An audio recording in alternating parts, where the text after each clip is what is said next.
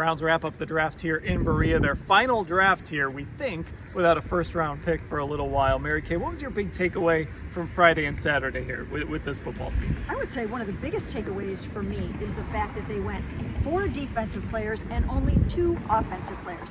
I actually thought that they might come away from this draft with a tight end, a running back, and a quarterback.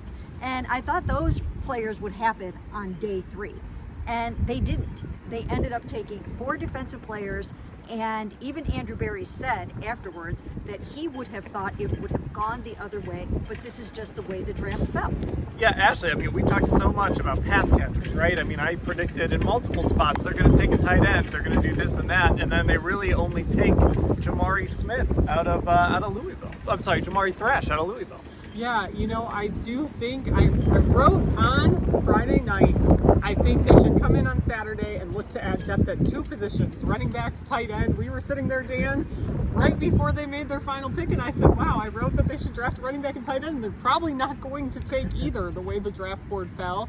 I do think, I am curious, you know, the fact they didn't have a 4th round pick, how much maybe that played into it, that there just weren't more pass catchers than they liked as the draft went later on. But I definitely thought that was an interesting trend, because coming into the draft, it looked like those were 2 prime positions to add depth at for this team. So my takeaway was that they didn't make any trades in this draft outside of the ones they had previously made, like the Deshaun Watson deal, but actually on draft days, they didn't move up, they didn't move down. Andrew Berry said it wasn't for lack of trying, that he was on the phone with Kwesi Adofo-Mensah, they were trying to get deals done, it couldn't happen.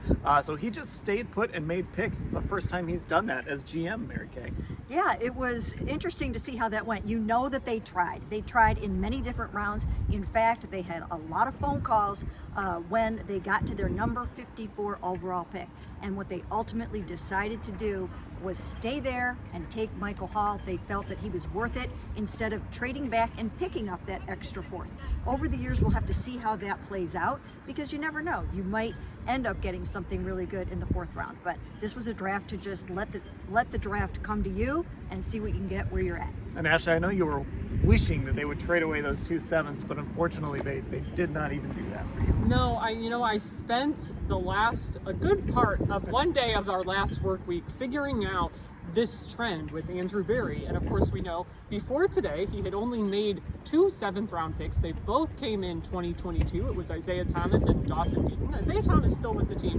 Dawson Deaton, I believe, he after his knee injury, I forget the exact roster move that happened. But I just think, again, there just wasn't a ton of capital for them to want to move around, and you're not going to get anything for a 7th round pick really by itself. They already have a bunch of 6th round picks for next year, so they couldn't even do what they did last year and trade it away for a 6th rounder next year. So yeah, I was disappointed. I know, Dan, you were disappointed too. You talked about that a lot. I think we were trying to manifest it and speak it into existence. We tried.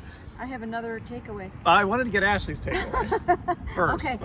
but go ahead. Come back to me Okay. after. All right, so Ashley, what was your last takeaway? I think big picture. It's been a long weekend. It has been. We're a little loopy. I think big picture for me, my takeaway, Dan, kind of goes with what you said about there not being trades. This was just a boring draft. And I'm just struck by being from here. Obviously, this is my 3rd year covering this team in the draft.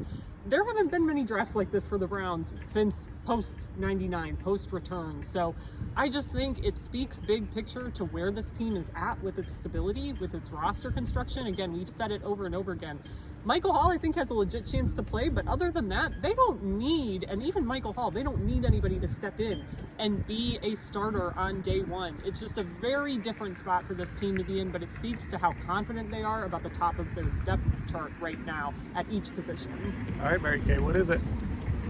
This was the end of the Deshaun Yes. Watson trade. It's over.